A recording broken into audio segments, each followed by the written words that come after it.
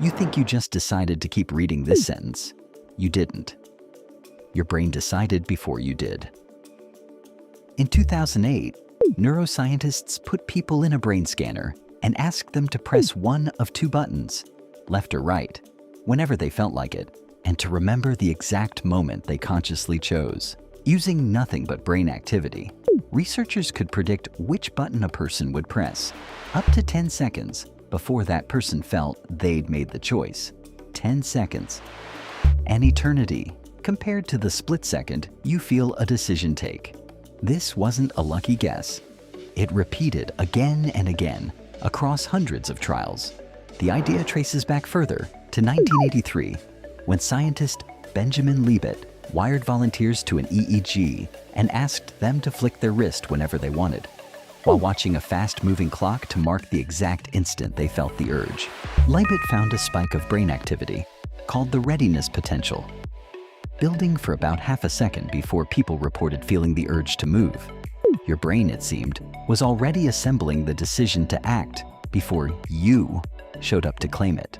Picture it like a company where the real decision gets made in a back room, and the CEO walks out afterward to announce it to the press, believing the whole time that the announcement was the decision. That CEO is the part of you that feels like it's in charge. The back room is the rest of your brain running the actual process, mostly out of view. This doesn't mean your choices are random or fake or meaningless. The decision is still yours, built from your own memories, values, and instincts. What it means is that consciousness isn't running the show live. It's more like a narrator, describing events a fraction of a second after they've already been set in motion, and calling it the present moment. Some scientists push back hard on this. They argue that pressing a random button isn't the same as a real decision, like choosing a career or saying, "I love you," and that these small lab experiments can't capture something that big. That's a fair point, and the debate is still very much alive. But here's what nobody seriously disputes anymore. The feeling of, "now I am choosing," is not a live broadcast. It's a delayed one, edited together after the fact by a brain that wants a clean, simple story. One self, one moment, one choice.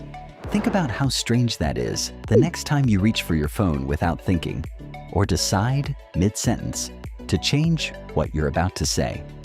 Somewhere just before that decision reached you, it was already underway, quietly, in neurons you'll never consciously see at work. You are not a live camera pointed at your own free will. You're the highlight reel, playing a fraction of a second behind the actual game. And the wildest part is that this delay isn't a flaw in your brain. It's a feature, keeping the story of you feeling continuous, present, and in control, even while most of the work happens somewhere you'll never get to watch. There's a stranger twist still. In some versions of these experiments, researchers could use a strong magnetic pulse over the brain to actually change which button people pressed without the person noticing anything had been altered. They still reported feeling like they'd freely chosen, even when the choice had been nudged by a machine seconds earlier. That's the unsettling part. The feeling of freely choosing doesn't seem to require the choice to actually be free. It just requires a story that ties the outcome back to you after the fact. Your brain is, in a sense, a machine for generating that story. Constantly, thousands of times a day, so smoothly you never notice the seams. None of this means you're a puppet. The processes producing your decisions are still entirely your own brain, your own history, your own wiring, nobody else's. But it does mean the you that feels like it's steering, moment to moment, is running on a broadcast delay, watching replays of decisions your own neurons already made, and calling every single one of them now.